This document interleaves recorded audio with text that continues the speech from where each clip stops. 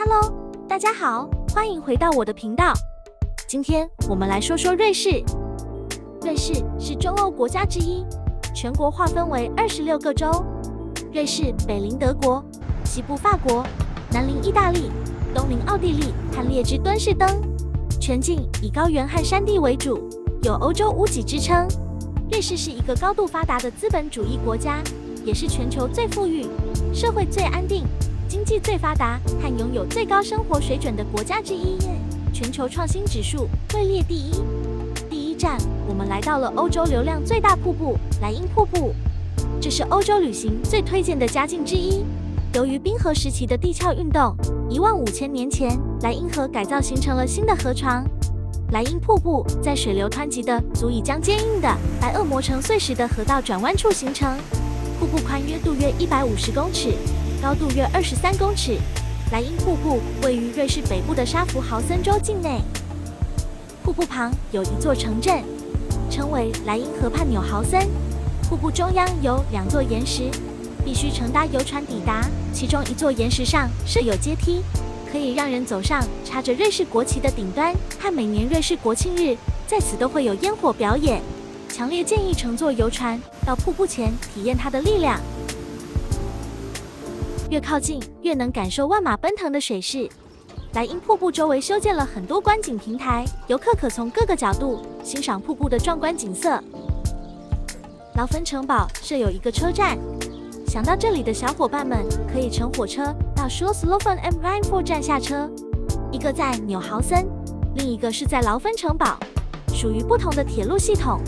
从苏黎世搭火车到莱茵瀑布，全程大约需要50分钟，中途需要转车，也可以乘搭公共巴士前往。沙弗豪森也设有脚踏车道直达瀑布。瀑布最佳观景台在劳芬城堡 Schlossloffen 下方，需要买门票。无法廊里面有几个观景台，从上至下布置的。这城堡内有一些小展览，在自动售卖票机买了门票后，往博物馆里观看一下，再沿着指示牌下楼，一样可以出到另一个观景台观看瀑布。当巨大的水汽向你袭来，清凉的水花打湿你的衣衫，便能体会到生命的叠岩起伏。莱茵瀑布上站着美丽的7色彩虹，壮观的水流一直朝身喷过来。每年初春融雪时期，是莱茵瀑布水流量最大的时候。夏季平均水流量大约是每秒600立方公尺，冬季约每秒250立方公尺，全年平均则约每秒373立方公尺。其中一个观景台要从10洞进去，可以特别近接触瀑布。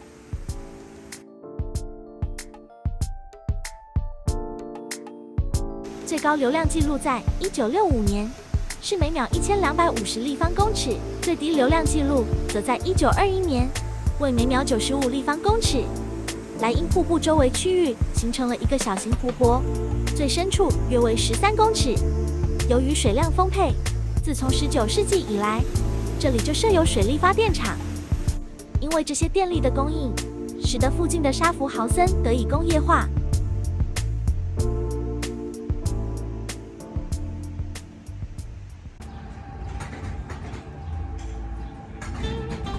苏黎世是苏黎世州的首府，位于瑞士联邦中北部，是全欧洲最富有的城市，被誉为欧洲1万富翁都市。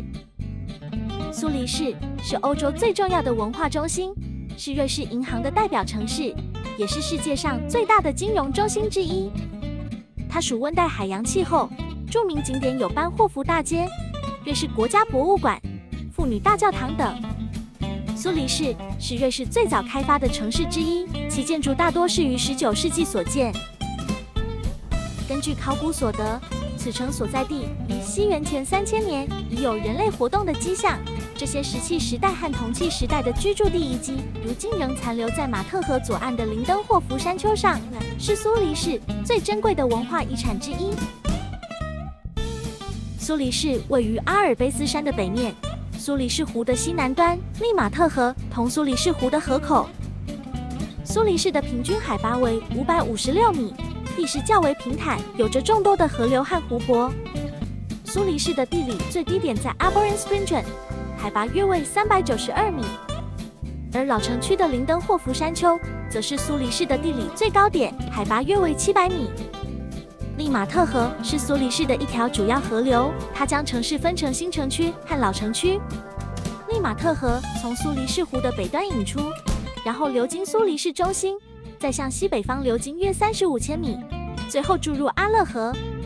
利马特河的河口位于小镇布鲁格的北面，离罗伊斯河的河口不远。瑞士苏黎世的河流域湖泊面积达 4.1 平方千米，占苏黎世全市面积的 4.8%， 利用率达 95%。苏黎世的淡水资源约占瑞士全国总量的 8%。苏黎世的矿藏资源比较匮乏，仅有少量的盐矿、煤矿、铁矿和锰矿等。苏黎世出口的农作物主要有小麦、燕麦、马铃薯和甜菜等。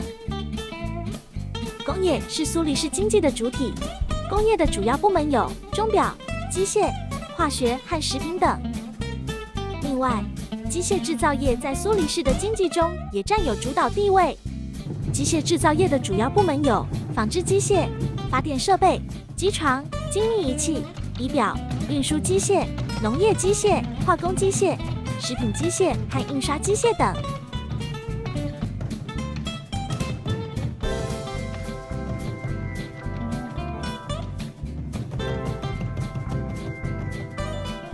第三产业，金融业、银行业和保险业也是苏黎世重要的经济来源。得益于健全的银行体系和先进的资产管理水平，使其成为世界离岸金融中心和国际资产管理业务的领导者。苏黎世湖面码头停了各色游艇，俨然一个富人俱乐部。苏黎世湖一段的尽头深入市中心，湖面上白天鹅、野鸭随处可见，悠闲自在，一派和谐景象。苏黎世湖面积达88平方公里，水深达143米，全程游览一次要好几个小时。今天的影片接近尾声啦，游玩苏黎世，我们开始往龙江出发喽！想一睹更多瑞士山水风采，那记得订阅我，期待我下一集影片。谢谢你把影片看到最后，感谢你的支持，拜拜。